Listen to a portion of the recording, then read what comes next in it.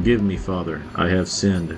How long has it been since your last confession? I have never confessed before, as I have not bought a Honda Ruckus and replaced all parts with Chinese parts. What would you like to confess? I walked into a Vespa shop, and there it was, the Justin Bieber, all white, Vespa. It was like the heavens opened, and all the angels sang at once. Oh, child, what have you done?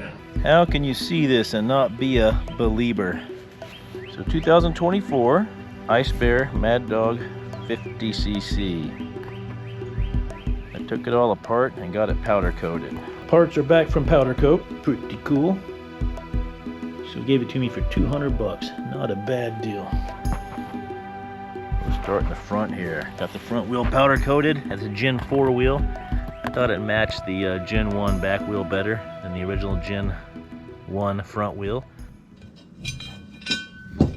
The oven gets too hot, it'll melt that plastic in there.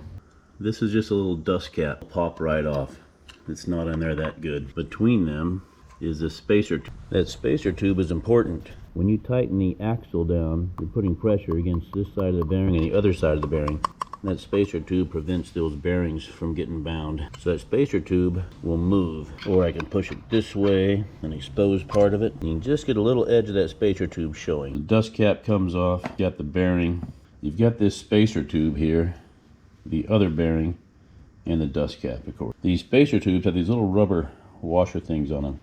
That's just to keep it floating kind of centered. You can find the hole and get the axle through. Those rubber things will squish and you can push the tube over, so you can actually move it. Typically when I mount them, I have both at one end. I let this end flop around, and one end is more stable to find the axle hole with. But I'll let this end flop around so it's easier to grab. So when it flops around, you can flop it over like that where you can catch an edge of it. You want to get an edge exposed, and then you're going to hammer it out with that edge. Hammer on this, and you're going to push this other bearing out. Then when you flip your wheel over, you could just knock this bearing out with whatever you got that's that size. With that first bearing, you're knocking out with this spacer tube. So you're pushing it out from the inside of this, and that's what runs the bearing. You can see these bearings were bad anyway. When you push a bearing in, you should push it from the outside edge. I'd probably press or just hammer the bearing in with a socket like this that pushed on this outside edge so I don't bind and damage the bearing. But when you're taking them out, the idea is you're going to trash them and replace them because they're cheap. After you've been beating on this thing like a wild man to get that bearing out, that first one, this will get all beat up. That's alright. But just make sure your axle slides through it. This thing is bigger than the axle. If it's too beat up on the edges and your axle doesn't slide through it, you might have to grind that off. Use a little round file or your Dremel. The bearings are 6201. All Maddog fronts have that same bearing. Keep the bearing from seizing up in there. You don't want to put your bearings in and forget to put this in between them. That's a disaster. And it happens. Go to the freezer and get one of my frozen bearings. There, you can tell the sound change. Let's hit the stop. Put your spacer tube in. It's okay if both those rubber washers go to one side. Matter of fact, I prefer it. Slide right in. When that bearing heats up, it'll get tight in there. Super low profile tire, 100 by 60. Kind of matches the low profile back tire. Got these axle sliders for, you know, when I'm racing around Daytona. Little green anodized valve stems on there. Forks are powder coated to match. New fork seals. Powder coated the lower triple trees. I dremeled them out so I could drop the forks a little bit and lower this whole bike. I took my die grinder and I burred out those little ridges before I powder coated. And now I can slide the forks all the way through it and lower the bike. Of course, no longer DOT approved. Closed circuit racing only. Single headlight video on how to do that. It's absolutely free. Just run the DC wire through your switch. Comes on with your switch. High beam, low beam. Works just like the AC system, but it's a DC LED light. Something I like to do is put little spacers between things. I'm going to spacer the gas tank up also. Gives it a little depth. Got the actual Justin Bieber mirrors right here. Oh yeah, actual Justin Bieber mirrors.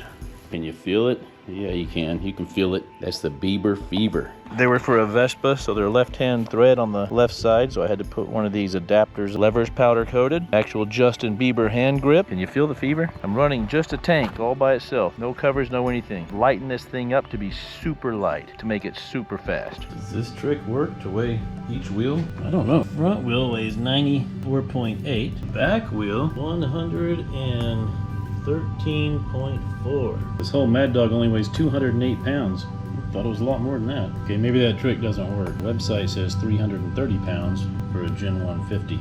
But that weight scale is only like an inch thick. That shouldn't be that much of an angle to be shifting all the weight to the rear or the front. Let me know in the comments my scientific issue there about getting the weight on this thing. But I'll weigh it the same afterwards, so maybe it'll be all relative. Here, hold that. That's a lot of weight.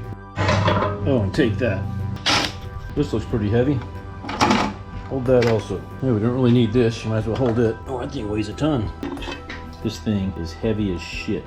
Alright, take that too. That's gotta go. Well, that should lighten it up some.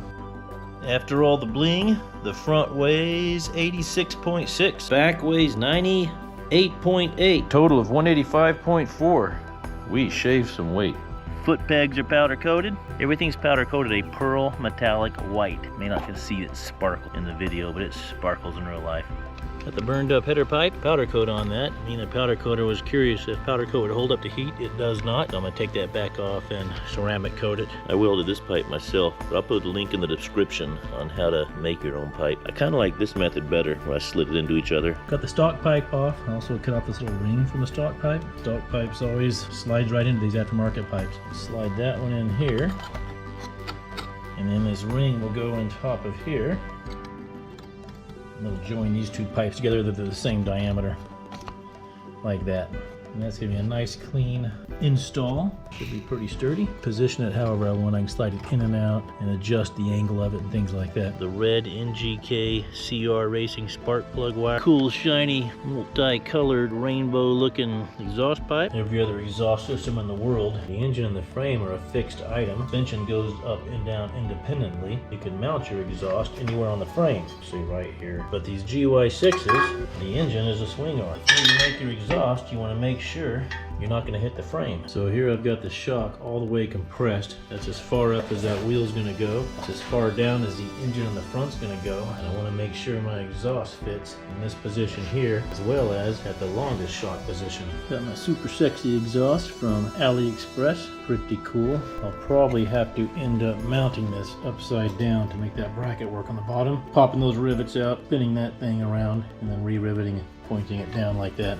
So I think I want to do a high exhaust on this one, maybe even under the bike a little bit. Yeah, that's a good looking exhaust. Right through, no baffle. Man, that thing looks sharp. If I mount it upside down, I'll get rid of that logo. That'll be hidden like that when the tip will point down. Cleaning the RV, going to Arkansas, do some mountain biking. Drill the rivets out. There we go. The rivets fall out. It's a standard can with packing. Makes for a nice low sound. Now I've got the exhaust tip reversed, so I can mount it on the bottom. Just rivet it back on there with these aluminum rivets. Now you think you have to make clearance for the tire, so when it goes up and down it doesn't hit the exhaust, but you actually don't. Tire moves with the engine and the wheel, so you can actually make this thing really hug that tire. Now that I know how much clearance I need, I have to figure out if I like it better at an angle or running along the top like the Gen 5s do. I think an angle, but higher than normal, looks pretty good. Somewhere like that. And then bring it in tight underneath the bike. The pipe brace, welded a couple of spacers to a round piece of rod. It's super solid. I think both those springs could break and it would stay on. The little gremlin chaser, use my extra shock mount for that. Keeps the rubber side down, shiny side up. Stock back wheel, got powder coat also. The 6-speed lug nuts on there. There's the white ones with little green tips. Green valve stem added the looks. Running the stock 205 by 30 by 12 rear tire. That's the TCY shock, knockoff for the NCY, but I think the quality's a little bit better. It's just a bit softer sprung.